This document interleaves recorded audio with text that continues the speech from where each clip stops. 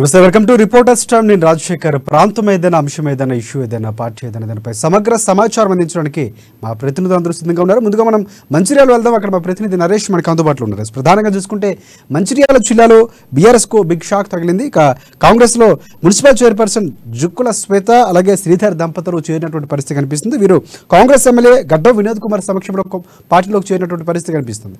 So మొత్తానికి అధికారం చేపట్టిన తర్వాత కూడా వలసలు కొనసాగుతున్నటువంటి పరిస్థితి కనిపిస్తుంది.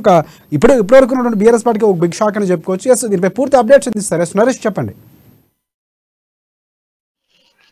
Thank you Rajasekhar. ఇది కాంగ్రెస్ పార్టీ అధికారంలోకి అడుగుపెట్టిన వేళ స్థానికంగా రాజకీయ ప్రయత్నంగా మారుతున్నాయని చెప్పుకోవచ్చు.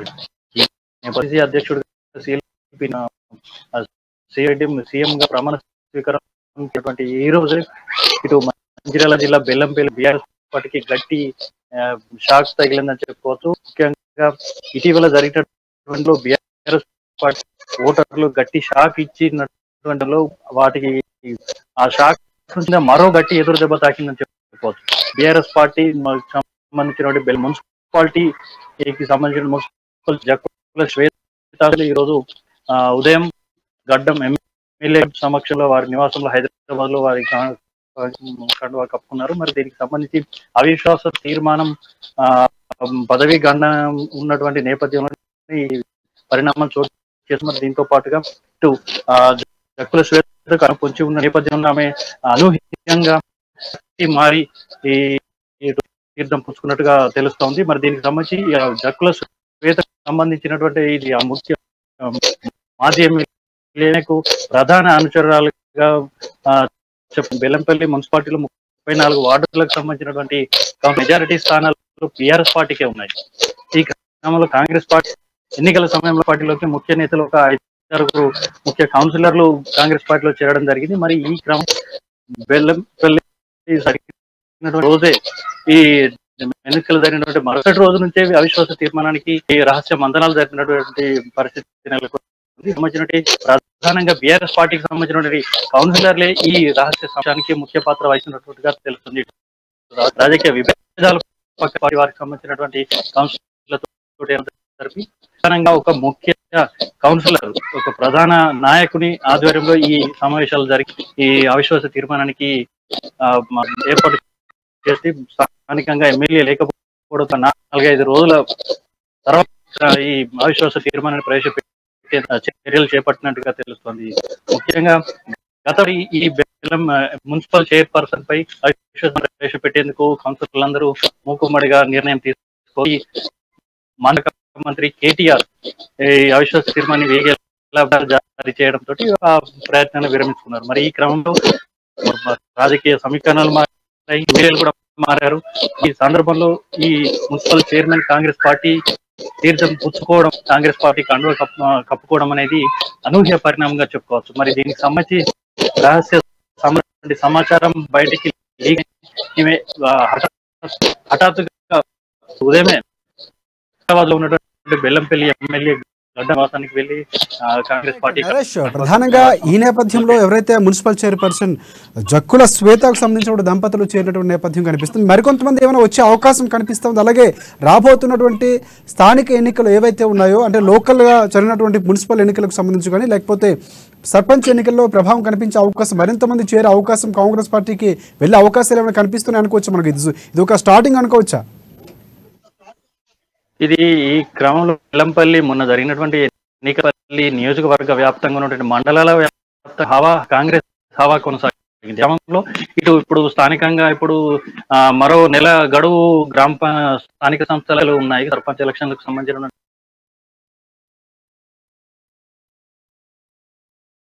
రైట్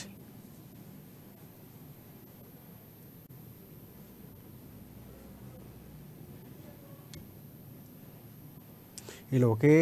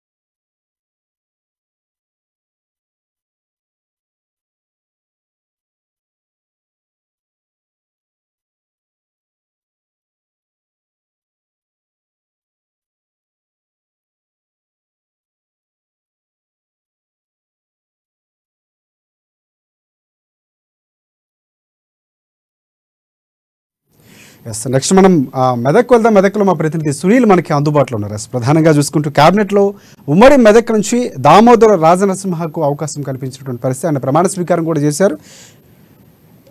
ఆంతోళ ఎమ్మెల్యేగా ఉన్నటువంటి దామోదర్ రాజనరసింహకు సంబంధించి రాష్ట్ర వైద్యారోగ్య శాఖ మంత్రిగా కాంగ్రెస్ పార్టీ నిర్వహించినటువంటి పరిస్థితి కనిపిస్తుంది. ఇక దామోదర్ రాజనరసింహ మంత్రి పదవి దక్కడంపై హర్షం వ్యక్తం చేస్తున్నారు మెదక్ ప్రజలు. ప్రధానంగా చూసుకుంటే మెదక్ సంబంధించి ఇప్పుడే ప్రధానంగా సంబరాలు జరుగుతున్నటువంటి పరిస్థితి కనిపిస్తూ ఉంది. మనం కొత్తగూడెం వెళ్దాం, భద్రాద్రి కొత్తగూడెం వెళ్దాం. అక్కడ మా ప్రతినిధి శ్రీనివాస్ మనకు అందుబాటులో ఉన్నారు. ప్రధానంగా చూసుకుంటే అక్కడ భద్రాద్రి జిల్లా వ్యాప్తంగా ఆగిపోయాయి డబుల్ బెడ్రూమ్ ఇండ్లకు సంబంధించిన నిర్మాణాలు ఆగిపోయినటువంటి పరిస్థితి కనిపిస్తుంది. బీఆర్ఎస్ హయాంలో చేపట్టినటువంటి ఇండ్ల నిర్మాణాలు కొన్ని చోట్ల పంపిణీ చేయనటువంటి పరిస్థితి ఉంది. గతంలో కూడా కొంతమంది లబ్ధిదారులు ఆందోళన చేసినటువంటి పరిస్థితి ఉంది. ఇక ఇండ్లు రాకపోవడంపై నిరాశకు గురైనటువంటి లబ్ధిదారులు ఎవరైతే ఉన్నారో వారు బీఆర్ఎస్ ప్రభుత్వం తీరుపై మండిపడుతున్నటువంటి పరిస్థితి కనిపిస్తుంది. కాంగ్రెస్ పార్టీ హయాంలో వస్తాయని వారు కొండంత ఆశతో ఉన్నటువంటి పరిస్థితి కనిపిస్తుంది. సో దీనిపై పూర్తి అప్డేట్స్ అందిస్తారు శ్రీనివాస్. శ్రీనివాస్ చెప్పండి. Thank you. ఇప్పుడు భద్రాద్రి కొత్తగూడెం జిల్లా నిర్మాణంలో ఆగిపోయినటువంటి డబుల్ బెడ్రూమ్లు ఏవైతే ఉన్నాయో వాటిని గత ప్రభుత్వం అధికారంలోకి తెలంగాణ రాష్ట్రం పడిన తర్వాత అధికారంలోకి వచ్చిన తర్వాత ఆ యొక్క తెలంగాణ గవర్నమెంట్ అనంతరం 2 గదుల పడక గదుల ఇళ్ళు పేదల నుంచి ఇవ్వాలనేటువంటి తోటి చేపట్టినటువంటి ఏవైతే ఉన్నాయో డబుల్ బెడ్రూమ్లు వాటి పూర్తి స్థాయిలో నిర్మాణం కాకముందరే ఎన్నికల సమయం వస్తే ఉద్దేశంతో ఆ యొక్క పేదలకి అయినటువంటి పరిస్థితి. ఈ యొక్క నేపథ్యంలో ఈ యొక్క లబ్ధిదారులు ఎవరైతే ఉన్నారో వారు బెడ్రూమ్లు వస్తాయి కదా, మనం 2 గదుల ఇళ్లలో ఉండొచ్చు అనే ఒక ఉన్న సమయంలో ఈ నిర్మాణాలు పూర్తి కాకముందే నేపథ్యం ఉంది. వీటికి ఆగిపోయినటువంటి ఉన్నాయి. అలాగే మొండి గోడలతోటి దర్శనమిస్తున్నటువంటి నేపథ్యం ఉంది. ఈ యొక్క పాల్వంచడం ఈ యొక్క పట్టణాలలో నిర్మించినటువంటి 2 పడక గదుల ఇల్లు ఏవైనా మొండి గోడలతోటి దర్శనమిస్తున్నాయి. పూర్తి కాకుండానే లబ్ధిదారులు చేసి మమ అనిపించినటువంటి గత ప్రభుత్వం పై ప్రజలు తీవ్ర ఆగ్రహంతో ఉన్నారు. అలాగే కాంగ్రెస్ ప్రభుత్వం తెలంగాణ రాష్ట్రం ఏర్పడక ముందు కాంగ్రెస్ ప్రభుత్వం ఉన్నప్పుడు ఇచ్చినటువంటి ఇందిరమ్మ ఇల్లులు ఏవైతే ఉన్నాయో వాటి విధంగా కూడా మాకు ఇచ్చినా గానీ మేము నిర్మించుకొని ఎంతో కొంతేసి స్టాండర్డ్ గా కట్టుకునేటువంటి అవకాశం ఉండదని చెప్పి లబ్ధిదారులు కూడా అంటున్నటువంటి పరిస్థితి ఉంది. కానీ ఇక్కడ భద్రాద్రి కొత్తగూడెం జిల్లాలో ఇందిరమ్మ ఇల్లులు గతంలో కట్టినటువంటి ఇందిరమ్మ ఇల్లులు మీరు కూల్చేసుకోండి, మేము కొత్త డబుల్ బెడ్రూమ్లు కట్టించిస్తామని చెప్పేసి అంటే ఆ యొక్క పేదలు పాపం ఆ యొక్క పాత ఇల్లులు ఏవైతే ఉన్నాయో ఇందిరమ్మ ఇల్లులు ఏవైతే ఉన్నాయో వాటిని కూల్చేసి అశ్వరావుపేట నియోజకవర్గంలో ఈ గుడిసెలు వేసుకొని ఉన్నటువంటి పరిస్థితి ఉంది. అక్కడే నిర్మాణంలో పునాదుల వద్దే ఆగిపోయినాయి. ఏంటనే అధికారుల చుట్టూ ప్రజాప్రతినిధుల చుట్టూ తిరిగినా కూడా వాళ్ళకి ప్రయోజనం కలగలేదు. ఈ నేపథ్యంలో ఇప్పుడైనా తెలంగాణ ప్రభుత్వంలో 9.5 సంవత్సరాల సమయంలో ఉన్నటువంటి నిర్లక్ష్యాన్ని వీడి ఇప్పుడు వచ్చినటువంటి కాంగ్రెస్ ప్రభుత్వం ఏదైతే ఉందో ఈ రోజు కాంగ్రెస్ ప్రభుత్వం రాష్ట్ర ముఖ్యమంత్రిగా మన రేవంత్ రెడ్డి గారు ఎవరైతే ఉన్నారో యొక్క ముఖ్యమంత్రి ప్రమాణ స్వీకారం కూడా ఇవాళ మధ్యాహ్నం చేయడం జరిగింది. ఈ నేపథ్యంలోనే ఎప్పటి వరకు నిలిచిపోయినటువంటి డబుల్ బెడ్రూమ్ల నిర్మాణాలు ఏవైతే ఉన్నాయో వాటిని పూర్తి చేసి గత ప్రభుత్వం ఇచ్చినటువంటి లబ్ధిదారులు వారి యొక్క పార్టీ కండవాలు కప్పుకున్న వారికి మాత్రమే ఇచ్చినటువంటి నేపథ్యం కూడా ఉందనేది ఈ యొక్క లబ్ధిదారుల ఆరోపణలు కూడా ఉన్నాయి. కావున ఇప్పుడున్నటువంటి పరిస్థితులకు అనుగుణంగా పేదలకు అందే విధంగా ఈ యొక్క గ్రామ పంచాయతీలలో కావచ్చు, పట్టణాల్లో కావచ్చు ఆ యొక్క పూర్తి స్థాయిలో ఎంక్వైరీ చేసి అసలైనటువంటి లబ్ధిదారులకు ఆ పట్టాలు పంపిణీ చేసి ఈ యొక్క నిర్మాణాలను కూడా పూర్తి చేసి లబ్ధిదారులకు ఇవ్వాలని చెప్పేసి కూడా కోరుతున్నటువంటి పరిస్థితి ఉంది. ఇప్పటికే పూర్తయినటువంటి అశ్వరావుపేట నియోజకవర్గం కావచ్చు, ఇటు మణుగూరు నియోజకవర్గంలో కావచ్చు, మరికొన్ని చోట్ల పూర్తయినటువంటి డబుల్ బెడ్రూములు కనీసము లబ్ధిదారులకు పంచలేనటువంటి దయనీయ స్థితి కూడా ఇక్కడ ఏర్పడినటువంటి పరిస్థితి ఉంది. ఇప్పటికే పూర్తయినటువంటి వాటిని వెంటనే ఆ యొక్క పేదలకు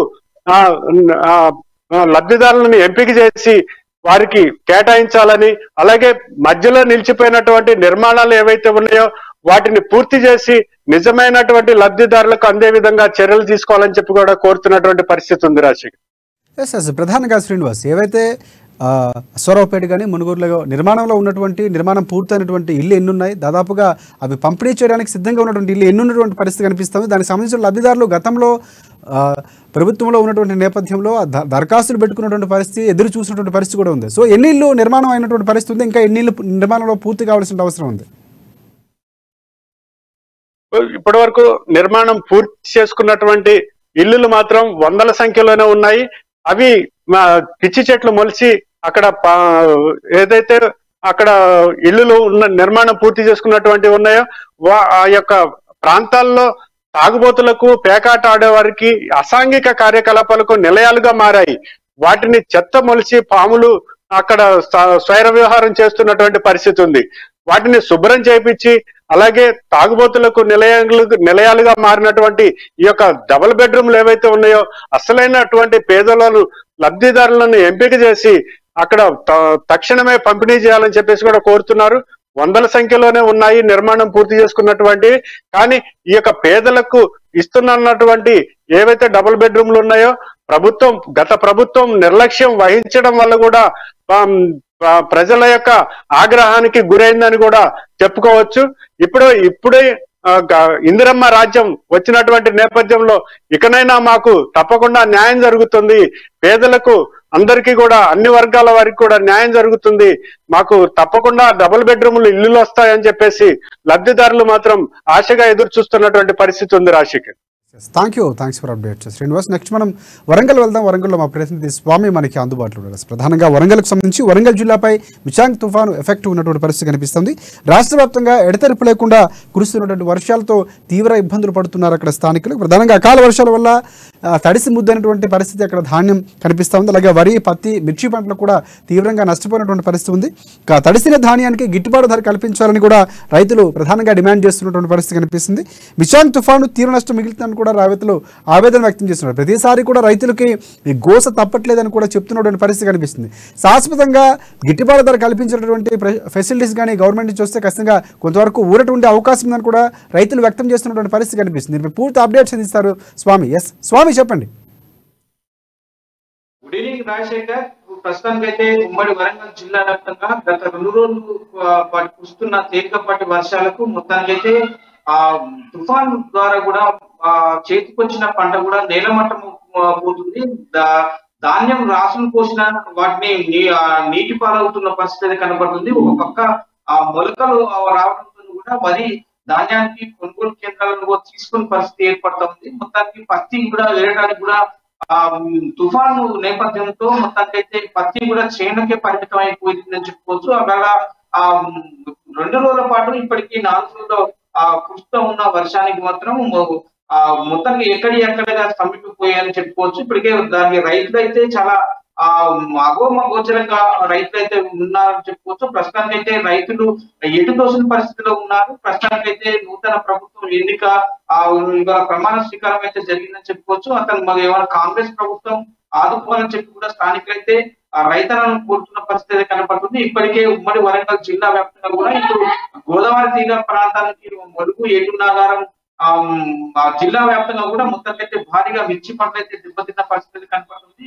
దాంతో పాటు పత్తి కూడా మొత్తానికైతే చేతికే పరిమితమై కూడా ఈ పత్తి తీయలేని పరిస్థితిలో కూడా రైతులు అగోచరంలో ఉన్నారని చెప్పుకోవచ్చు. ప్రస్తుతానికైతే తుఫాన్ రావడంతో కూడా రైతుల కష్టాలకు కన్నీళ్ళే కాయ కష్టం చేసి కూడా చేతికొచ్చి పంట కూడా మొత్తానికైతే అప్పులు తీరుతామని అనుకునే నేపథ్యంలో కూడా మొత్తానికైతే ఇప్పటికీ ప్రస్తుతానికైతే అప్పులు తీరలేక కూడా ఆత్మహత్య శరణ్యంగా కూడా రైతులైతే భావిస్తున్న నేపథ్యం అయితే కనపడుతుంది. ఇప్పుడు ప్రస్తుతం తుఫాను ఎఫెక్ట్ తో కూడా రైతన్నలకు చాలా తీవ్ర నష్టం జరిగిందని చెప్తున్నాను. ఇప్పటికే రైతులను కూడా ఆదుకోవాలని కూడా స్థానిక రైతులను కోరుతున్న పరిస్థితి కనపడుతుందని చెప్పుకోవచ్చు రాజశేఖర్.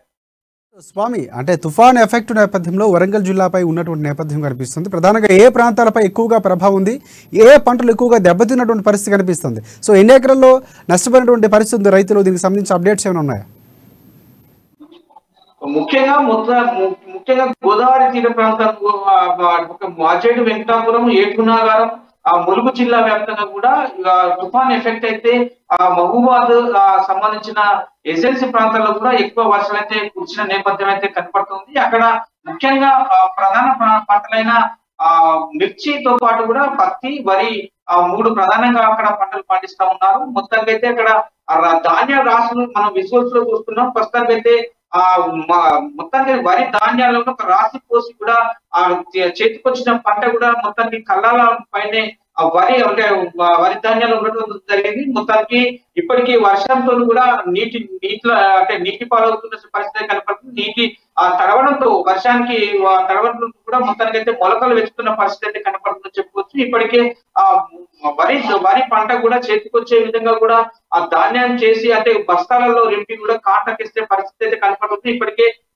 రైతులు తీసుకొచ్చి కళ్ళాల పైన ధాన్యాన్ని ఆరబోస్తున్న నేపథ్యంలో కూడా మొత్తానికి తుఫాన్ ఎఫెక్ట్ తో కూడా రైతులైతే ఎక్కిపోని స్థితిలో కూడా ఉన్నారు. మొత్తానికి కలిసి ముద్దైన నేపథ్యం అయితే వరి పంట అంటే వరికి ఉన్నదని చెప్పుకోవచ్చు. ప్రస్తుతానికైతే రాష్ట్రాలు అయితే ఒక నీటిలో మునుగుతున్న పరిస్థితి కనపడుతుంది. మొలకెత్తే యోచనలో ఉన్నాయని చెప్పుకోవచ్చు. అటు చూసుకుంటే మరి పత్తి కూడా చేతికే పరిమితమైంది. మొత్తానికైతే పత్తి చేను నిండా ఉండటంతో కూడా వర్షానికి పత్తి చేను నుంచి తీయలేక కూడా రైతులు చాలా ఇబ్బంది పడుతున్న పరిస్థితి కనపడుతుంది. ఇప్పుడు ప్రస్తుతానికైతే ఆ తేమ ఉండడంతో కూడా మొత్తాన్ని వర్షానికి కూడా మొత్తానికి చెట్టుకే ఉండడంతో కూడా పత్తి తీయలేక కూడా తీవ్ర నష్టం అయితే వాటిల్లే పరిస్థితి కనపడుతుంది. మొత్తానికి మిర్చి పంట చూసుకుంటే మిర్చి కూడా ఏరే సమయంలో పురుగుల మందులు కొట్టి కూడా ఏరే సమయంలో కూడా ఈ భారీ తుఫాను కూడా మిర్చి ఏరకుండా కూడా నేలమట్టం రాలి నీలమట్టం అయిపోయిందని చెప్పుకోవచ్చు.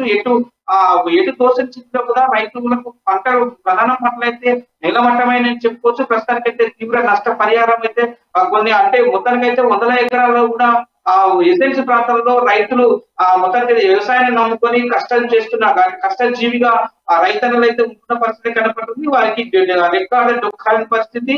ఇప్పుడు ప్రస్తుతానికైతే ఎస్ఎల్సి ప్రాంతాలలో ప్రధానంగా వ్యవసాయం పై ఆధారపడి ఉన్న రైతన్నలకు కూడా తీవ్ర నష్టం వాటిల్లిందని చెప్పుకోవచ్చు. రాజశేఖర్, ప్రస్తుతానికైతే అక్కడ ఎస్ఎల్సి ప్రాంతాలలో కూడా సుమారుగా 100 ఎకరాల్లో కూడా నష్టం జరిగిందని చెప్తున్న పరిస్థితి కనపడుతుంది. ప్రస్తుతానికైతే దానిపైన కూడా సమగ్ర విచారణ చేసి కూడా పంట నష్ట పరిహారం చెల్లించాలని చెప్పి కూడా రైతులు కోరుతున్న పరిస్థితి కనపడుతుందని చెప్పుకోవచ్చు. రాజశేఖర్, రైట్. అంటే ఈ నేపథ్యంలో వందలాది ఎకరాల్లో నష్టపోయిన రైతులకు పరిహారంగా ప్రభుత్వ అధికారులు ఎవరైనా ఇంతవరకు దానికి సంబంధించినటువంటి లెక్కలు వేసే అవకాశం ఏమైనా ఉందా? పర్యటించినటువంటి పరిస్థితులు ఏమైనా కనిపిస్తుంది? ఎందుకంటే ప్రధానంగా రైతులకు ప్రతి ఏడాది కూడా ఈ కష్టం తప్పనటువంటి పరిస్థితి కనిపిస్తుంది. సో ఇటువైపు వరుణుడు కోపాగ్నుడు అయినా కూడా లేకపోతే ఏ పరిస్థితిలో చూసుకున్నా రైతులకు ఒక రకంగా నష్టం జరుగుతున్నటువంటి పరిస్థితి కనిపిస్తుంది. ఈ నేపథ్యంలో అధికారులు ఎవరైనా పర్యటించినటువంటి పరిస్థితి ఉందా? పంట నష్టాన్ని అంచనా వేసినటువంటి పరిస్థితి ఏమైనా ఉందా? ఇంతవరకు అధికారులకు కూడా అంటే రానున్న మరో 2 రోజుల పాటు భారీ వర్షాల నుంచి అతి భారీ వర్షాలు కురిసే అవకాశాలు అయితే ఉన్నాయని చెప్పుకోవచ్చు. ఇప్పటికీ మొత్తం పూర్తి స్థాయిలో కూడా వర్షానికి అంటే మొత్తానికి అయితే సర్దుమణిగిన తర్వాత వర్షం తుఫాను ఎఫెక్ట్ ఎంతవరకు ఉంది అని చెప్పి సమగ్ర విచారణ చేసే అవకాశాలు ఉన్నాయి. ఇప్పటివరకు అయితే అధికారులు కావచ్చు, అగ్రికల్చర్ డిపార్ట్మెంట్లు కావచ్చు, సంబంధిత అధికారులు అయితే ఇంతవరకు రైతులు చూసిన పాపన లేదు. మొత్తానికి అయితే పరిస్థితి కనపడుతుంది.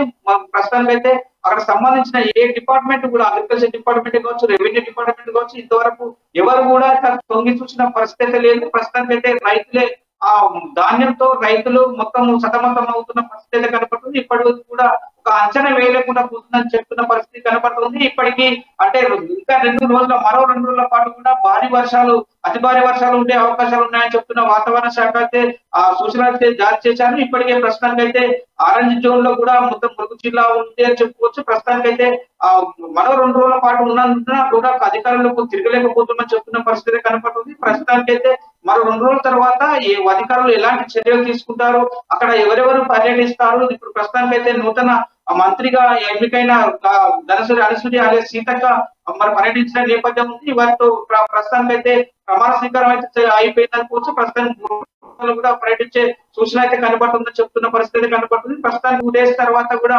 ఎలాంటి తీవ్ర పరిణామాలకు ఎదుర్కొంటారు, ఎవరెవరు పర్యటిస్తారు, రైతులను ఎవరు ఆదుకుంటారని చెప్పి కూడా వేసి పరిస్థితి అయితే కనబడుతుందని చెప్పుకోవచ్చు Rajasekhar. Thanks for updates Swamy. Next మనం నల్గొండ వెళ్దాం. నల్గొండలో మా ప్రతినిధి శ్రీనివాస్ మనకి అందుబాటులో ఉన్నారు. ప్రధానంగా చూసుకుంటే ఉమ్మడి నల్గొండ జిల్లా వ్యాప్తంగా కాంగ్రెస్ పార్టీకి సంబంధించి మంత్రులు గెలిచిన తర్వాత వారికి మంత్రి పదవులు ఇవ్వడంపై ఎమ్మెల్యేలకు సంబరాలు చేసుకున్నటువంటి పరిస్థితి కనిపిస్తోంది. కోమటిరెడ్డి వెంకటరెడ్డికి అలాగే ఉత్తమ్ కుమార్ రెడ్డికి అక్కడ మంత్రి పదవులు దక్కడంపై జిల్లా ప్రజలు హర్షం వ్యక్తం చేస్తున్నటువంటి పరిస్థితి కనిపిస్తోంది. 12 నియోజకవర్గాల్లో అంబరాన్ని అంటినటువంటి సంబరాలుగా ఆ ప్రాంతం ఉన్నటువంటి పరిస్థితి కనిపిస్తుంది. ఇక పెద్ద ఎత్తున బాణాసంచా పేల్చి కూడా వారి హర్షాన్ని వ్యక్తం చేశారు. వారికి విశేష చెప్పినటువంటి పరిస్థితి కనిపిస్తుంది. దీనిపై పూర్తి అప్డేట్స్ ఇస్తారు శ్రీనివాస్ చెప్పండి.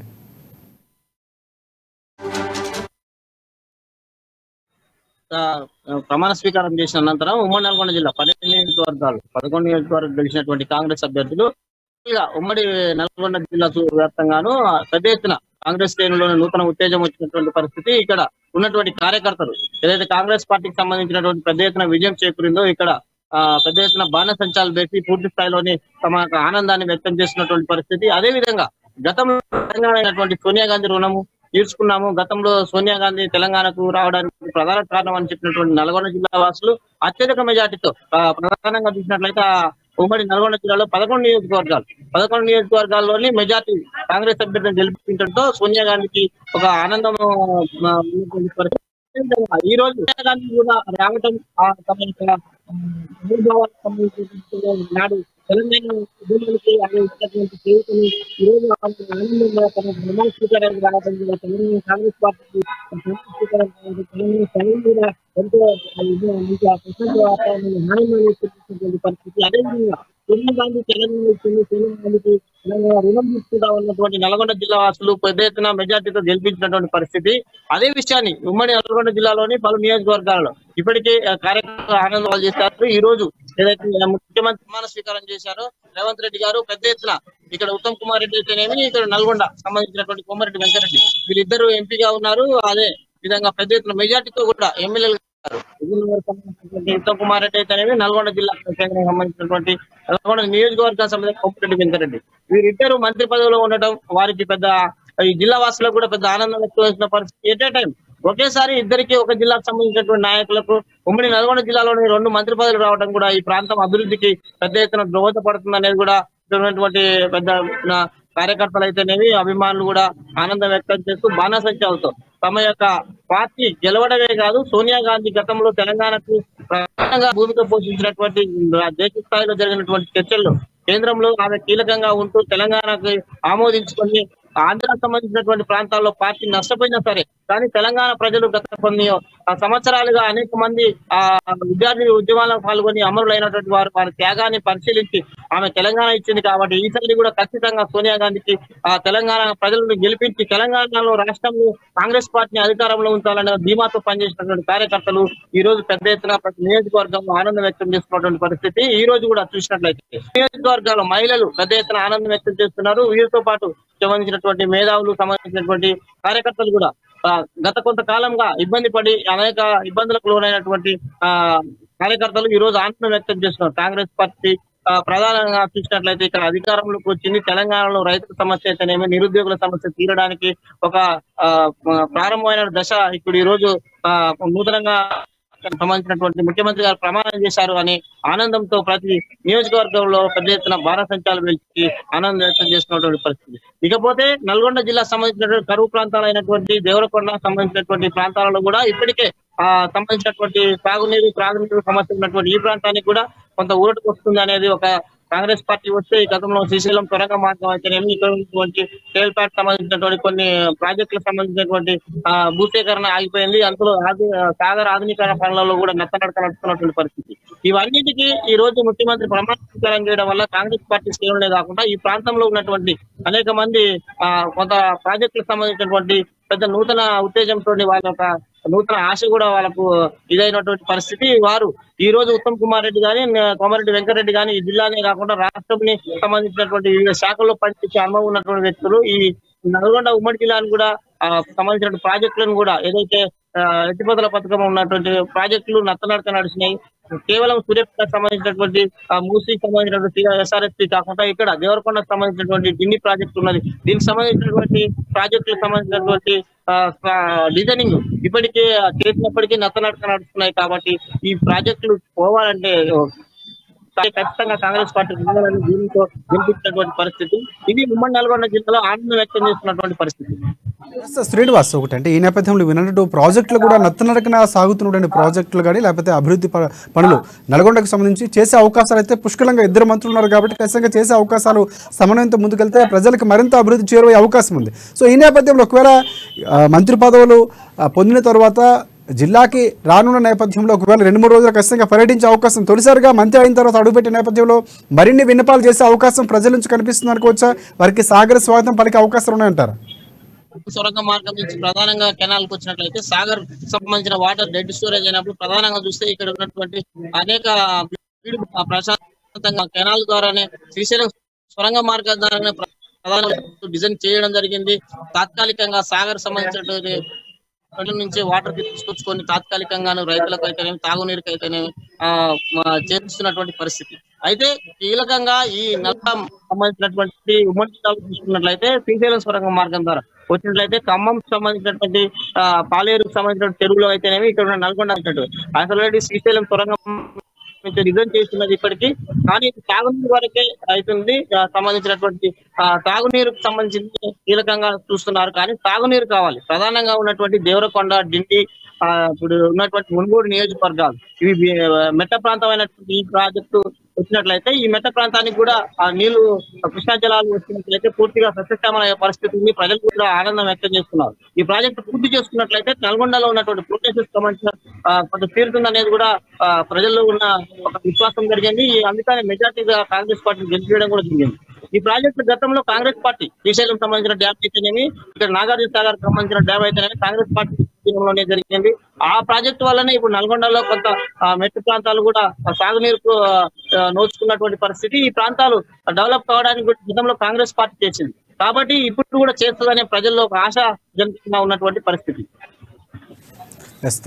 Thanks for updates Srinivas. Next మనం ఖమ్మం వెళ్దాం. ఖమ్మంలో మా ప్రతినిధి ఉపేంద్ర మనకి అందుబాటులో ఉన్నారు. ప్రధానంగా చూసుకుంటే ఖమ్మం నుంచి 3 మంత్రులు ఉన్నటువంటి పరిస్థితి కనిపిస్తుంది. క్యాబినెట్లో చోటు దక్కింది. ప్రధానంగా ఖమ్మం రాజకీయాలు ఎప్పుడు కూడా శరవేగంగా మారుతున్నాయి. రాజకీయ చైతన్యం మెండుగా ఉన్నటువంటి పరిస్థితి. సో ఈ నేపథ్యంలో రేవంత్ రెడ్డి ముఖ్యమంత్రి అయిన తర్వాత అక్కడ ఒక ఆర్టీసీ ప్రైవేట్ ఉద్యోగి హర్షం వ్యక్తం చేస్తూ ప్రధానంగా ముఖ్యమంత్రి అయిన తర్వాత తను మొక్కు చెల్లించుకునే అవకాశం ఉందని కూడా చెప్తున్నటువంటి పరిస్థితి. శ్రీశైలం కాలినడకన వస్తానంటూ ఆయన మొక్కుకున్నారు వీరలింగయ్య. సో ఆయన బయలుదేరినటువంటి పరిస్థితి కూడా కనిపిస్తుంది శ్రీశైలం. సో ఇలాంటి ఘట్టాలు జరుగుతుంటాయి. అంటే అభిమానాన్ని చాటుకునే విధంగా తన అభిమాన నేత ముఖ్యమంత్రి అవ్వటం అనేది హర్షం వ్యక్తం చేస్తూ కాలినడక వెళ్తున్నటువంటి పరిస్థితి కనిపిస్తుంది. ఖమ్మం సంబంధించి 3 పోస్టులు మంత్రి పదవులు వచ్చినటువంటి పరిస్థితి కూడా ఉంది. సార్ దీనిపై పూర్తి అప్డేట్స్ అందిస్తారు. ఎస్ చెప్పండి ఉపేంద్ర.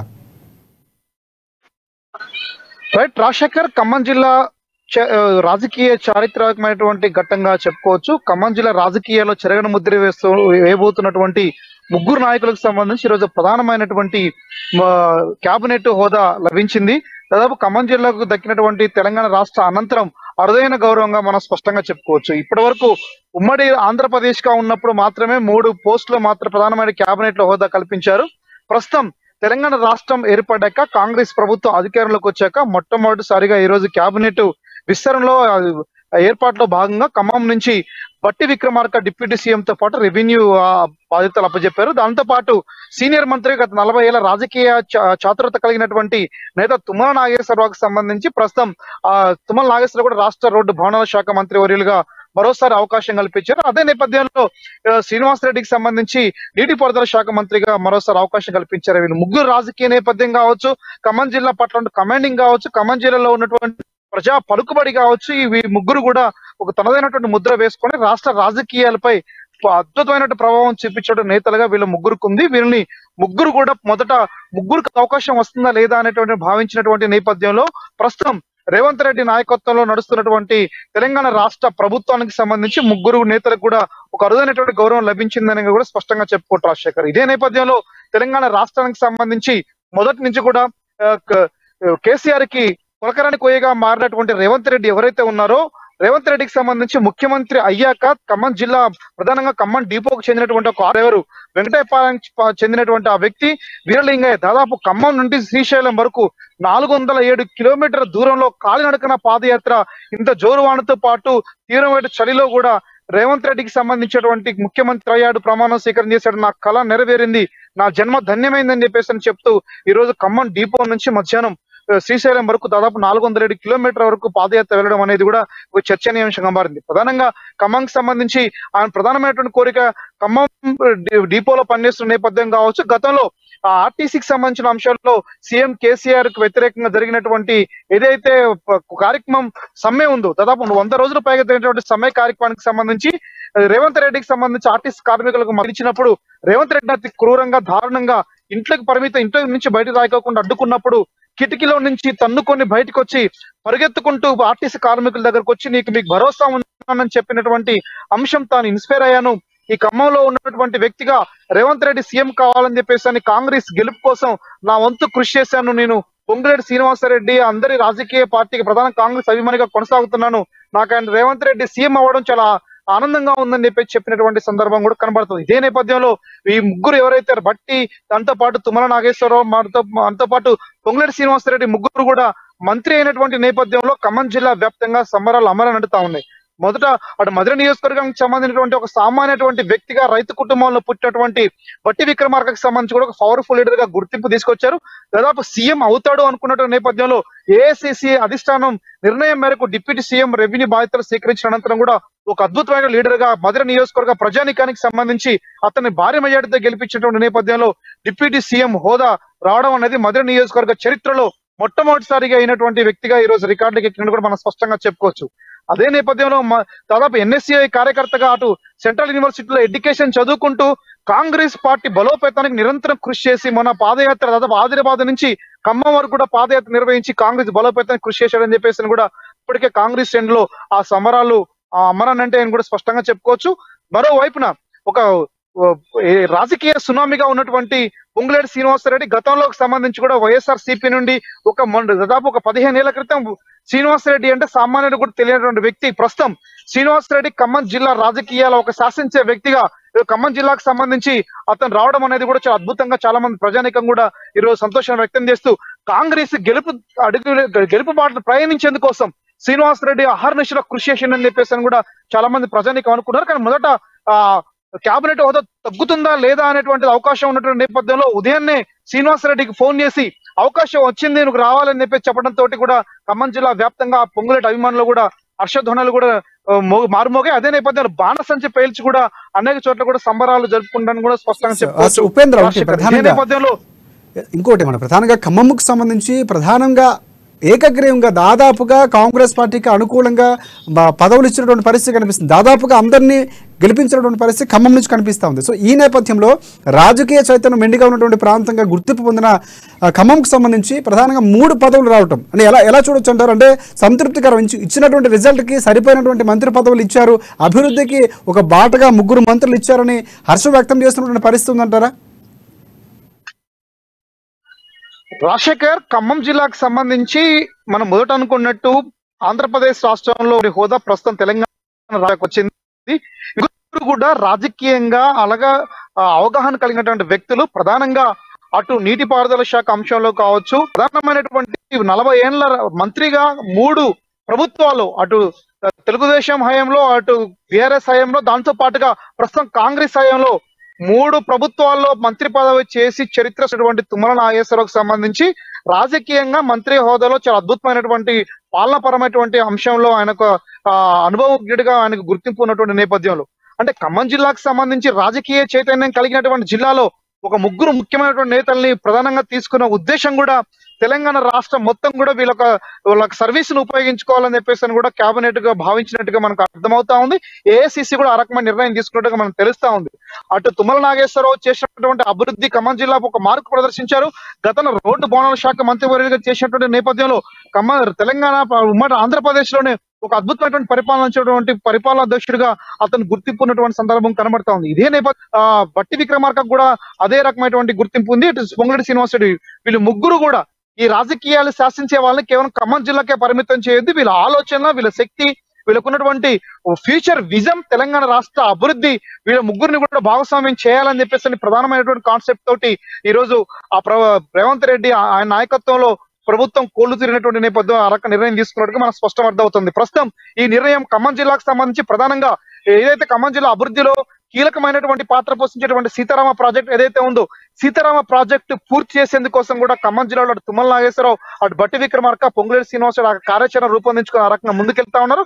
ఆ నేపథ్యంలో ఉన్న సీతారామ ప్రాజెక్టును సత్వరమే పూర్తి చేయడంతో పాటు ఖమ్మం జిల్లాకు సంబంధించినటువంటి ఎక్కడైతే ఈ సమస్య ఉందో, నీటిపారుదలకు సంబంధించి అటు రెవెన్యూ పరమైన అంశాలు కావచ్చు, ఇతర అన్ని రకాల ఎక్కడైతే సమస్యలు ఉన్నాయో సమస్యలన్నిటి కూడా పరిష్కారం లభించే విధంగా ఆ రకంగా వీళ్ళ ఆలోచనలు, వీళ్ళ శక్తిని ఉపయోగించుకోవాలని చెప్పి చూసిన నేపథ్యం ఏదైతే ఉందో, ఇది ఖచ్చితంగా తెలంగాణ రాష్ట్ర పురోభివృద్ధికి దోహదం చేస్తుందని చెప్పేసి అనేటువంటిది కూడా ఖమ్మం జిల్లా రాజకీయ విశ్లేషకులు అంచనా వేస్తా ఉన్నారు Rajasekhar. Right, thanks for updates Upendra. మొత్తానికి ఖమ్మం సంబంధించి ప్రధానంగా 3 మంత్రి పదవుల దగ్గరపై ఆనందం వ్యక్తం చేస్తున్న పరిస్థితి. ప్రధానంగా ఆర్టీసీ ప్రైవేట్ ఉద్యోగి వీరలింగయ్య, సో ఆయన ముఖ్యమంత్రి అయిన తర్వాత రేవంత్ రెడ్డి సంబంధించి మొక్కు తీర్చుకున్నటువంటి పరిస్థితి కూడా కనిపిస్తుంది. నెక్స్ట్ మనం మెదక్ వెళ్తే, మెదక్లో మా ప్రతినిధి సునీల్ మనకి అందుబాటులో ఉన్నారు. సో క్యాబినెట్లో ఉమ్మడి మెదక్ నుంచి దామోదర నరసింహకు అవకాశం కల్పించారు. ఆందోళన ఎమ్మెల్యేగా ఉన్న దామోదర రాజనరసింహ సంబంధించి గతంలో కూడా ఆయన డిప్యూటీగా చేసినటువంటి పరిస్థితి. సో రాష్ట్ర వైద్య శాఖ మంత్రిగా ఆయనకు నామినేట్ పదవి ఇచ్చినటువంటి పరిస్థితి కనిపిస్తుంది. సో దామోదర్కు మంత్రి పదవి దక్కడంపై హర్షం వ్యక్తం చేస్తున్నారు మెదక్ జిల్లా ప్రజలు. ప్రధానంగా మంత్రిగా పనిచేసినటువంటి అనుభవం కూడా గతంలో ఉన్నటువంటి పరిస్థితి కనిపిస్తుంది. మరొకసారి మెదక్ సంబంధించి ఆయనకు మంత్రి పదవి రావడంపై అక్కడ ఉన్నటువంటి పూర్తి అప్డేట్స్ ఏంటి అనేది మా ప్రతినిధి చెప్తారు. ఎస్, చెప్పండి సునీల్. ఉమ్మడి మెదక్ జిల్లా వ్యాప్తంగా కేబినెట్ కూర్పులో మాత్రం కేవలం దామోదర రాజనరసింహకు అవకాశం దక్కిందని చెప్పవచ్చు. అయితే ఉమ్మడి మెదక్ జిల్లాలో 3 స్థానాలను కైవసం చేసుకుంది కాంగ్రెస్ పార్టీ. అందులో అందోల్, అదేవిధంగా నారాయణ్ ఖేడ్ మెదక్ స్థానాలను కాంగ్రెస్ పార్టీ గెలుపొందింది. అయితే నేపథ్యంలో మెదక్ నుంచి మొదటిసారిగా మైనంపల్లి రోహిత్ రావు ఎమ్మెల్యేగా ఎన్నికయ్యారు. అదేవిధంగా నారాయణ్ ఖేడ్ నుంచి డాక్టర్ సంజీవ్ రెడ్డి కూడా, ఆయన కూడా మొదటిసారి అసెంబ్లీకి ఎన్నికైన నేపథ్యంలో సీనియర్ నాయకుడిగా ఉన్నటువంటి దామోదర రాజనరసింహకే మరోసారి కాంగ్రెస్ పార్టీ అవకాశం ఇచ్చింది కేబినెట్ లో అని చెప్పవచ్చు. ఆయన గతంలో అంటే 2014 ముందు వరకు ఉమ్మడి ఆంధ్రప్రదేశ్ లో ఉప ముఖ్యమంత్రిగా కూడా రాష్ట్రానికి సేవలు అందించారు. నేపథ్యంలో ఉన్నత విద్యాశాఖ మంత్రిగా కూడా ఆయన పనిచేసినటువంటి పరిస్థితి ఉంది. అయితే రాజశేఖర రెడ్డి క్యాబినెట్, మాజీ ముఖ్యమంత్రి ఆ క్యాబినెట్ లో 2004లో కూడా ఆయన విద్యాశాఖ మంత్రిగా పనిచేస్తారు. అనంతరం మార్కెటింగ్ శాఖ మంత్రిగా పనిచేస్తారు. మాజీ సీఎం కిరణ్ కుమార్ రెడ్డి క్యాబినెట్ లో ఆయన ఉప ముఖ్యమంత్రిగా కూడా సేవలు అందించినటువంటి పరిస్థితి ఉంది. ఈ నేపథ్యంలో దళిత సామాజిక వర్గం, ముఖ్యంగా ఆయన మాదిగ సామాజిక వర్గం చెందినటువంటి నాయకుడు. తెలంగాణలో ఎక్కువ సంఖ్యలో కూడా మాదిగ సామాజిక వర్గ నేతలు ఉన్న ఓటర్లు ఉన్న నేపథ్యంలో ఆయనకు ఆ సామాజిక వర్గం నుండి ఒక అభ్యర్థిగా ఆయన ఎన్నిక చేయడం జరిగింది. మరోవైపు సీనియర్ నాయకుడిగా ఉన్నారు, సీనియర్ పొలిటీషియన్, అదేవిధంగా విద్యావేత్త కూడా ఉన్నారు. ఆయన ఐఏఎస్ కూడా ప్రిపేర్ అయినటువంటి సందర్భం ఉంది. అయితే అనూహ్యంగా రాజనరసింహ, అయితే దామోదర రాజనరసింహ తండ్రి ఎవరైతే ఉన్నారో రాజనరసింహ చనిపోవడంతో ఆయన అనూహ్యంగా రాజకీయాల్లోకి రావడం జరిగింది. మొదటి నుంచి కూడా రాజనరసింహ సంగారెడ్డి జిల్లాలోని, అప్పటి ఉమ్మడి మెదక్ జిల్లా, ప్రస్తుతం సంగారెడ్డి జిల్లాలోని అందోల్ నియోజకవర్గం నుండి ప్రాతినిధ్యం వహించారు. ఈయన కూడా ప్రస్తుతం రాజనరసింహ కూడా వాళ్ళ తండ్రి మరణానంతరం కూడా అందోల్ నుంచి ప్రాతినిధ్యం వహిస్తూ వచ్చారు. ఇప్పుడు కూడా ఆయన 4 సార్లు అసెంబ్లీకి ఎన్నికవడం జరిగింది. అయితే ఆయన ఎన్నికైన ప్రతి సందర్భంలో కూడా మంత్రిగా పనిచేయడం జరిగింది. ముందుగా ఆయన ఎన్నికైనప్పుడు ఎక్స్ప్రెషన్ చైర్మన్ గా పనిచేస్తారు. ఆ తర్వాత నుంచి కూడా ఆయన కేబినెట్ లో మంత్రిగా పనిచేస్తూ వస్తున్నారు. ఉమ్మడి మెదక్ జిల్లాలో సీనియర్ నాయకుడిగా ఉన్న నేపథ్యంలో ఆయనకు మంత్రి పదవి రావడం పట్ల జిల్లాకు చెందినటువంటి కాంగ్రెస్ నేతలు,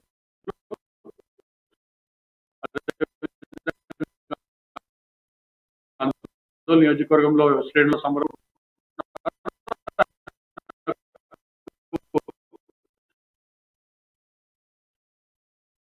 right, thanks for updates. Next మనం కరీంనగర్ వెళ్దాం. కరీంనగర్లో మా ప్రతినిధి శ్రీకాంత్ మనకి అందుబాటులో ఉన్నారు. సో కరీంనగర్ సంబంధించి రాష్ట్ర కేబినెట్లో మంత్రిగా ప్రమాణ స్వీకారం చేసినటువంటి పొన్నం ప్రభాకర్కు సంబంధించి మంత్రి పదవి ఇవ్వడంపై హుస్నాబాద్ ప్రజలు హర్షాన్ని వ్యక్తం చేస్తున్నారు. పొన్నం సొంత జిల్లాలో సంబరాలు చేసుకున్నారు కాంగ్రెస్ పార్టీ శ్రేణులు, అలాగే పొన్నం అభిమానులు కూడా. ఇక హుస్నాబాద్ నియోజకవర్గం నుంచి తొలిసారిగా ఎంపికైనటువంటి పరిస్థితి కనిపిస్తుంది పొన్నం ప్రభాకర్ సంబంధించి. పూర్తి అప్డేట్స్ ఏంటి, అక్కడ ఉన్నటువంటి పరిస్థితి ఎలా ఉంది, చెప్పండి శ్రీకాంత్. తెలంగాణ రాష్ట్ర ఏర్పాటు అనంతరం తొలిసారిగా కాంగ్రెస్ ప్రభుత్వం ఈ రోజు ముఖ్యమంత్రిగా కూడా ప్రమాణ స్వీకారం చేసిన రేవంత్ రెడ్డి సారథ్యంలో కూడా కేబినెట్ సంబంధించి కొంతమంది మంత్రులకు కూడా శాఖలు కేటాయించిన పరిస్థితి వస్తుంది. ముఖ్యంగా ఇటు ఉమ్మడి కరీంనగర్ జిల్లాలోని ఇద్దరికి కూడా స్థానం కల్పించడం పట్ల కూడా జిల్లా వ్యాప్తంగా కూడా కాంగ్రెస్ పార్టీ శ్రేణులతో పాటు స్థానిక ప్రజలంతా కూడా హర్షాతిరేకాలు వ్యక్తం చేస్తున్న పరిస్థితి. ముఖ్యంగా చూస్తే హుస్నాబాద్ నియోజకవర్గం ఒకప్పుడు కామ్రేడ్లకు కంచుకోటగా ఉన్న హుస్నాబాద్ నియోజకవర్గము ఇప్పుడు కాంగ్రెస్ పార్టీ విజయం సాధించడంతో కూడా నియోజకవర్గాల్లో పెద్ద ఎత్తున కూడా కాంగ్రెస్ పార్టీ శ్రేణులు కార్యకర్తలు సంబరాలు చేసుకుంటున్నారు. స్పీచ్లు తిప్పించి బాణాసంచా పేల్చి తమ నియోజకవర్గం నుండి ఎంపికైన బీసీ కోటాలు అంటే బీసీ అంటే తెలంగాణ రాష్ట్ర సాధనలో భాగంగా కూడా పోరాటాన్ని వీరోచిత పోరాటం చేసిన అంటే దాదాపుగా ముఖ్యమంత్రి అప్పటి ఉమ్మడి ఆంధ్రప్రదేశ్ ఉన్న ముఖ్యమంత్రి కిరణ్ కుమార్ రెడ్డిపై కూడా తీవ్ర వ్యాఖ్యలు చేస్తూ కూడా ధిక్కరించి కూడా ముఖ్యమంత్రిని కూడా బేఖాతరు చేసి తెలంగాణ పార్లమెంట్ లో కూడా తెలంగాణ కోసం పోరాడిన ఏకైక బీసీ బిడ్డగా కూడా ఈ పొన్నం ప్రభాకర్ కు స్థానం ఉంది. అయితే ఈ బీసీలకు సంబంధించి కాంగ్రెస్ పార్టీ నుండి బీసీ వెల్ఫేర్ బీసీ వెల్ఫేర్ సంక్షేమ శాఖ తరఫున శాఖను కేటాయించడం అంటే ఇప్పటికే గతంలో బీఆర్ఎస్ పార్టీలో కూడా స్థానికంగా కరీంనగర్ జిల్లాకు చెందిన మంత్రి గంగుల కమలాకర్ ఉండగా ఇప్పుడు మళ్ళీ హుస్నాబాద్ నియోజకవర్గం నుండి ఎంపికైన పొన్నం ప్రభాకర్ కు అదే శాఖను కేటాయించడం పట్ల కూడా జిల్లా వ్యాప్తంగా కూడా హర్షాతిరేకాలు వ్యక్తం చేస్తున్నారు. ఇకపోతే విద్యార్థి దశలో కూడా ఎన్ఎస్యుఐ లో కూడా వీరోచిత పోరాటం చేసి అంటే ఎన్ఎస్యుఐ నుంచి కూడా అంటే విద్యార్థి దశ నుంచే కూడా పొన్నం ప్రభాకర్ తన పోరాటాన్ని అంటే ప్రతి అంశంలోనూ కూడా ప్రభుత్వ వైఫల్యాలను కూడా ఇక్కడికక్కడ ఎండగడుతూ కూడా ఒక పేరు సంపాదించిన అంటే కాంగ్రెస్ పార్టీ విధేయుడుగా కూడా ఆయన ఇప్పటికే ఉన్నారు. ఉద్యమ సమయంలో కూడా ఉద్వెత్తన పోరాటం చేసిన పొన్నం ప్రభాకర్ ను స్థానిక ప్రజలంతా కూడా మెచ్చుకుంటున్న పరిస్థితి. ఇకపోతే అంటే పార్టీ గడ్డు కాలంలో కూడా పార్టీలు మారకుండా కేవలం తెలంగాణ రాష్ట్రం కోసం మాత్రం పార్టీని పట్టువదిలిన విక్రమార్కుల్లా తెలంగాణ రాష్ట్ర వ్యాప్తంగా కూడా ఒక వీరుడిగా కూడా నిలిచిన పొన్నం ప్రభాకర్ కు గతంలో జిల్లాలో మెడికల్ కళాశాల సాధన కోసం కూడా ఆమరణ నిరాహార దీక్షకు కూడా దిగిన పరిస్థితి ఉంది. ప్రతి అంశంలోనూ కూడా తెలంగాణలో దాదాపుగా ఏ ప్రాంతం నుంచైనా కూడా ఒక అంశాన్ని లేవనెత్తి దానిపై వీరోచితంగా పోరాటం చేయడంలో పొన్నం ప్రభాకర్ ఒక అందవేసిన చేయని చెప్పొచ్చు. అంటే స్థానికంగా ఒక బీసీ నేత అవడం పట్ల కూడా స్థానికంగా కూడా పెద్ద ఎత్తున కూడా వాళ్ళంతా హర్షం వ్యక్తం చేస్తున్న పరిస్థితి. ఇకపోతే హుస్నాబాద్ నియోజకవర్గంలో తెలంగాణ రాష్ట్ర ఏర్పాటు అనంతరం ఇప్పుడు కాంగ్రెస్ పార్టీ అధికారంలోకి రావడము, గౌరవెల్లి ప్రాజెక్టుకు సంబంధించి నిర్వాసితుల పట్ల కాంగ్రెస్ పార్టీ తమకు అండగా ఉంటుంది. స్థానికంగా మంత్రి కూడా శాఖను కూడా కేటాయించడం పట్ల కూడా వాళ్ళంతా ఒక హర్షాన్ని అయితే వ్యక్తం చేస్తున్న పరిస్థితి అయితే నెలకొంది రాష్ట్రంలో. ప్రధానంగా ఇంకొకటి అంటే మీరు అన్నట్టు ఎన్ఎస్యుఐ నుంచి కూడా ముందు నుంచి కూడా ఆయన విద్యార్థి దశ నుంచే కాంగ్రెస్ పార్టీకి సంబంధించి రాజకీయాలు రాకముందు నుంచి కూడా చైతన్యం ఉన్నటువంటి వ్యక్తిగా చెప్పుకోవచ్చు. సో ఈ రోజు కూడా ఆయన అసెంబ్లీలోకి అడుగు పెడుతూ ఒకసారి నమస్కరించి వెళ్ళేటువంటి పరిస్థితి దృశ్యాలు కూడా మనం చూసినటువంటి పరిస్థితి కనిపిస్తుంది. సో ఈ నేపథ్యంలో ఆ హుస్నాబాద్ సంబంధించి మరింత అభివృద్ధి చెందే అవకాశం ఉందని అక్కడ ఉన్నటువంటి నేతలు అక్కడ ఉన్నటువంటి కార్యకర్తలు హర్షం వ్యక్తం చేస్తున్నటువంటి పరిస్థితి ఉందో అలాంటి పరిస్థితులు ఖచ్చితంగా వచ్చే అవకాశాలు ఉన్నాయి అనుకోవచ్చు మనం. ఎందుకంటే ఆయన రాజకీయ పరిస్థితులు కానీ లేకపోతే ఆయన ఉన్నటువంటి విన్నట్టు పట్టువలిన విక్రమార్కుల్లా ఉన్నటువంటి నేపథ్యాలు కానీ ఇవన్నీ కూడా సో ఆ అంశానికి కలిసి వచ్చే అవకాశాలు ఉన్నాయనుకోవచ్చా మనం?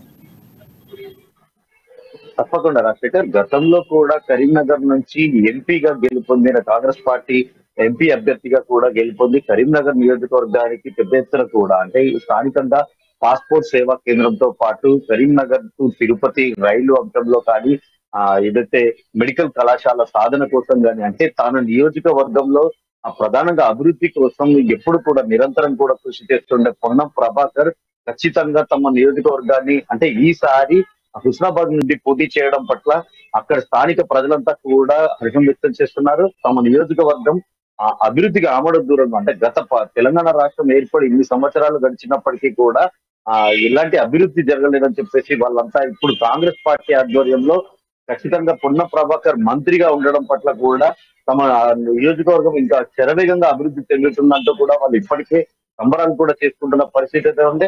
పొన్నం ప్రభాకర్ కు ఏదైతే పార్టీ అధిష్టానం పట్ల కూడా ఒక ప్రత్యేక గుర్తింపు కూడా ఉందని చెప్పొచ్చు. సోనియా గాంధీ గాని, రాహుల్ గాంధీ గాని, ఇటు రేవంత్ రెడ్డి గాని ప్రతి ఒక్కరు కూడా అభిమానించే వ్యక్తిగా కూడా పొన్నం ప్రభాకర్ ముందు వరుసలో ఉంటారని కూడా చెప్పొచ్చు. గతంలో ఉమ్మడి ఆంధ్రప్రదేశ్ ముఖ్యమంత్రిగా కిరణ్ కుమార్ రెడ్డి హెలికాప్టర్ ను పే చేస్తామంటూ కూడా తెలంగాణ రాష్ట్రం కోసం కూడా ఎదిరించిన పోరాట పదిమ గల పొన్నం ప్రభాకర్ తప్పకుండా తమ నియోజకవర్గాన్ని అభివృద్ధి చేస్తారంటూ కూడా స్థానికులు అయితే హర్షం వ్యక్తం చేస్తున్న పరిస్థితి అయితే నెలకొంది. Yes right, thanks for updates Srikanth. Next మనం నిజామాబాద్ వెళ్దాం. నిజామాబాద్లో మా ప్రతినిధి నవీన్ మనకు అందుబాటులో ఉంది. ప్రధానంగా 10 ఏళ్ల తర్వాత తెలంగాణ కాంగ్రెస్ పార్టీలో అధికారంలోకి రావడం, అలాగే కాంగ్రెస్ పార్టీకి సంబంధించి ముఖ్యమంత్రిగా రేవంత్ రెడ్డి ప్రమాణ స్వీకారం చేసిన నేపథ్యంలో అక్కడ ఉన్నటువంటి యూత్ కాంగ్రెస్ నాయకులు కూడా హర్షం వ్యక్తం చేస్తున్నటువంటి పరిస్థితి కనిపిస్తుంది. దీనిపై పూర్తి అప్డేట్స్ అందిస్తారు నవీన్ చెప్పండి. తెలంగాణలో ఎట్టకేలకు కాంగ్రెస్ పార్టీ అధికారంలో వచ్చింది.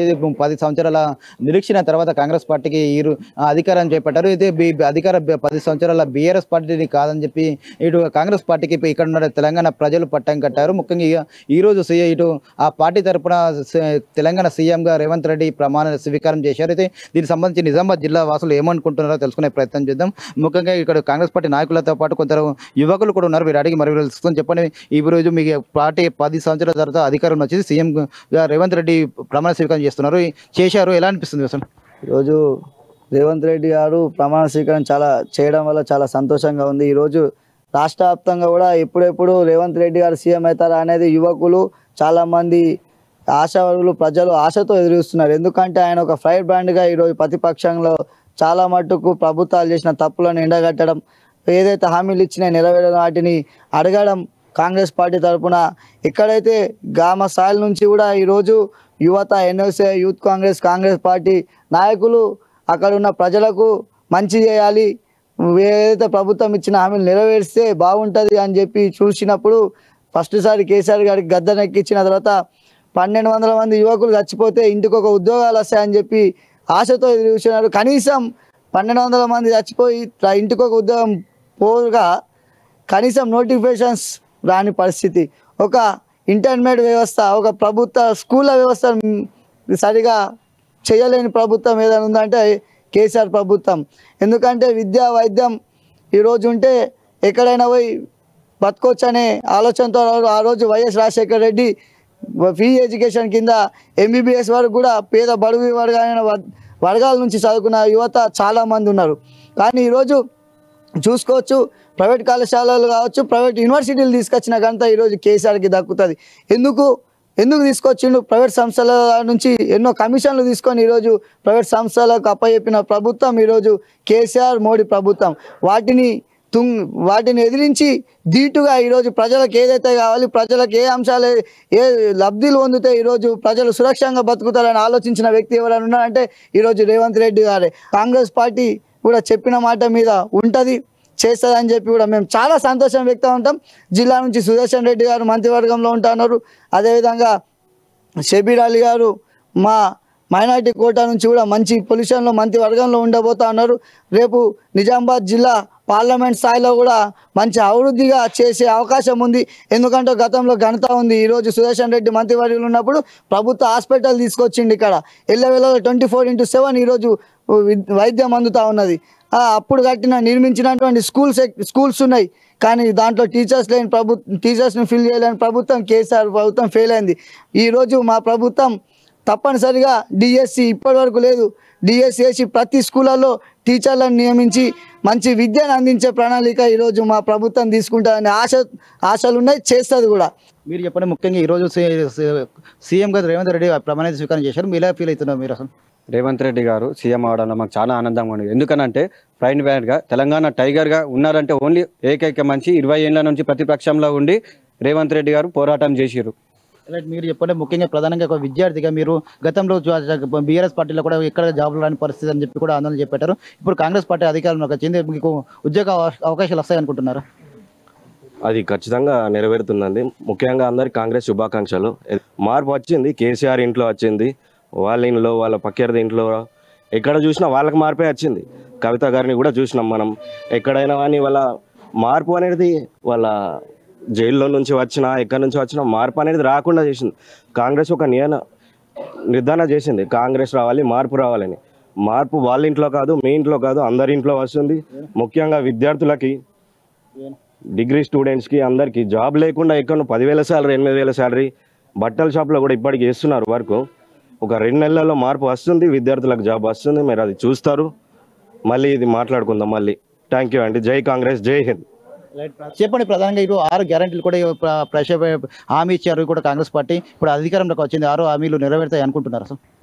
ప్రజలకైతే ఇంతకుముందు చూసుకున్నట్టయితే కాంగ్రెస్ ప్రభుత్వం ఏదైతే పరిపాలించినప్పుడు ప్రతి ఒక్క మాట ఇచ్చినప్పుడు నెరవేర్చుకుంది కాబట్టి ఇప్పుడు 6 గ్యారెంటీలు కూడా కంపల్సరీ నెరవేరుస్తుందని మా ప్రజల ఆలోచన. చూద్దాం. అంటే ఇంతకుముందు కేసీఆర్ చెప్పినట్టయితే వాళ్ళు చేయలేరు. మా ప్రభుత్వం అనేది పరిపాలించినప్పుడు చేసి చూపించింది. ఏదైతే మనం బియ్యం చూసుకున్నా కానీ, కంట్రోల్ షాపులు చూసుకున్నా కానీ అప్పుడు 9 వస్తువులు ఇస్తుండే మనకి. ఇప్పుడు కూడా అదే విధంగా ఈ 6 గ్యారెంటీలు కంపల్సరీ అమలు చేస్తుందని నమ్ముతున్నాం. రేవంత్ అన్న గారు సీఎం అవకాశం ఇచ్చినందుకు ధన్యవాదాలు అందరికీ. ముఖ్యంగా కూడా చెప్తున్నా, నిజామాబాద్ జిల్లా తరఫున కూడా కాంగ్రెస్ పార్టీ నాయకులు కావచ్చు, ఇటు యువకులు కావచ్చు, ముఖ్యంగా సీఎం ఇటు తెలంగాణ సీఎంగా రేవంత్ రెడ్డి ఎన్నిక అవ్వడం కూడా ఎంతో సంతోషంగా ఉందని చెప్తున్నా. ముఖ్యంగా కాంగ్రెస్ పార్టీ ఏదైతే 6 గ్యారంటీ హామీలు పెట్టిందో అవి కూడా ఖచ్చితంగా నెరవేరి తీరుతుందని చెప్పి కూడా ఇక్కడ ఉన్నటువంటి నిరుద్యోగులు కూడా ఆశాభావం వ్యక్తం చేస్తున్నారు. ఖచ్చితంగా తెలంగాణ కూడా వెనుకబడిన తెలంగాణ కూడా ఖచ్చితంగా అభివృద్ధి పథంలో కాంగ్రెస్ పార్టీ తీసుకెళ్తుందని చెప్పి కూడా వీరు ఆశాభావం వ్యక్తం చేస్తున్న పరిస్థితి మాత్రం కనిపిస్తుంది. Thanks for updates Naveen. ఇది ఇవాళ రిపోర్టర్స్ టైం. రేపటి రిపోర్టర్స్ టైంలో మళ్ళీ కలుసుకుందాం. అంతవరకు చూస్తూనే ఉండండి అమ్మా న్యూస్, నిజం కోసం జనం కోసం.